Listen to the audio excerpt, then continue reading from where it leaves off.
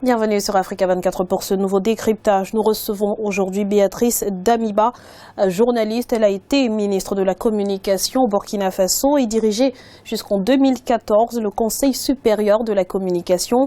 Elle vient d'être portée à la tête d'une association panafricaine qui lutte contre la piraterie et qui propose de protéger et valoriser la création audiovisuelle africaine.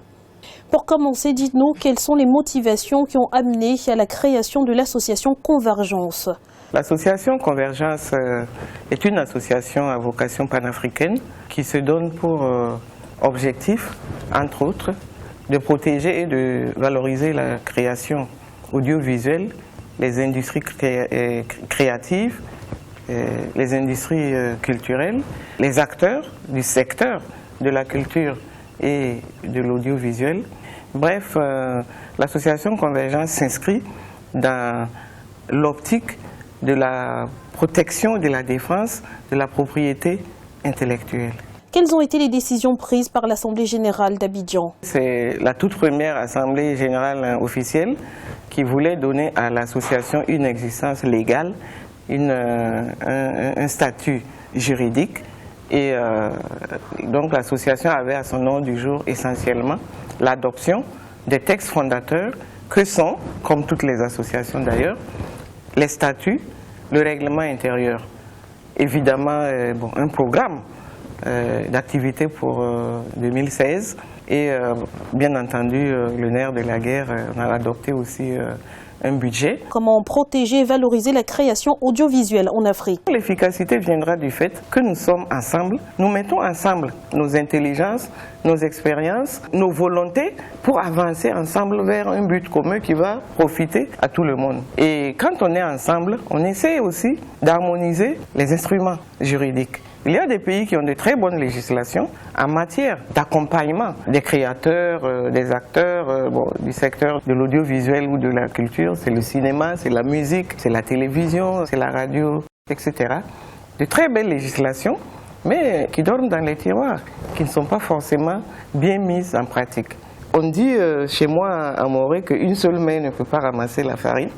Mais quand vous mettez les deux mains ensemble, vous pouvez ramasser beaucoup. Et c'est en fait le sens, et c'est ça qui a donné même le nom Convergence, aller tous ensemble vers le même but. Mais également, c'est un jeu de mots, parce que convergence, aujourd'hui, on est dans la convergence numérique. Et la convergence numérique favorise justement et aggrave le phénomène de la piraterie. Je vous prends au mot, vous dites que la convergence aggrave la piraterie. Il y a Internet. Le numérique a-t-il en définitive eu des effets pervers pour la création audiovisuelle en Afrique? Oui, tout à fait, pas seulement en Afrique, c'est dans le monde entier. Comme tout progrès, il y a toujours un revers.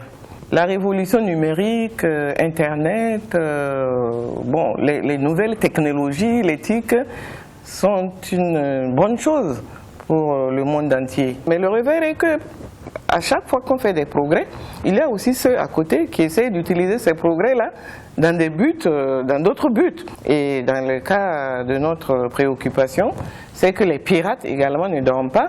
Ils utilisent les mêmes technologies modernes pour plus facilement faire les plagiats, faire les contrefaçons, faire les faux et se faire beaucoup d'argent avec des qualités moindres. Vous avez parlé des gens qui essaient de contourner les droits. À ce niveau, l'expérience de l'Amérique latine peut-elle servir à l'Afrique dans la lutte contre la piraterie? Oui, pas seulement l'expérience de l'Amérique latine. L'Amérique latine, l'Afrique, on n'est pas très loin. On a à peu près les mêmes réalités. Mais j'ai dit qu'il y a aussi d'autres expériences ailleurs, en Europe. Et dans notre association, nous avons d'autres membres qui ont d'autres expériences de protection des industries culturelles et notamment de lutte contre le piratage audiovisuel et qui sont disposés à les partager avec nous. Face à l'ampleur du fléau de la piraterie, on se demande si la lutte contre la piraterie est une préoccupation des pouvoirs publics en Afrique. Ça ne l'est peut-être pas jusque-là, mais ça devrait l'être. Et nous sommes là aussi pour ça.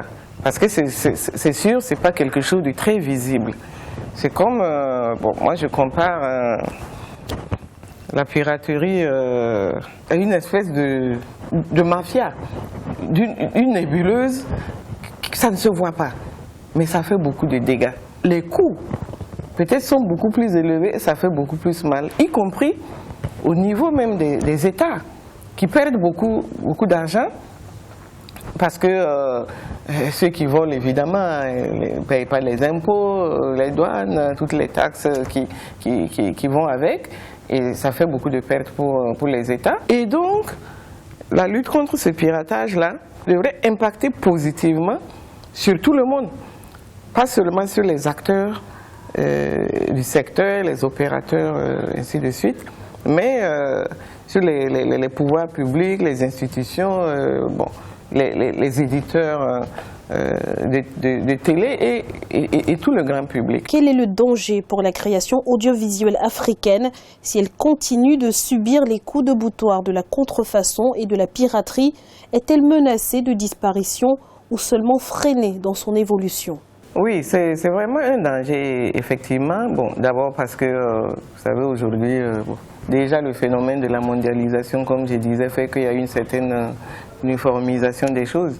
Si en plus on va perdre notre âme, l'âme africaine, l'âme de notre culture, parce que par le biais du piratage, je parle de piratage audiovisuel, mais à la piraterie tout court, sur des objets qui ne concernent pas notre association, mais qui touchent à tout le patrimoine culturel africain.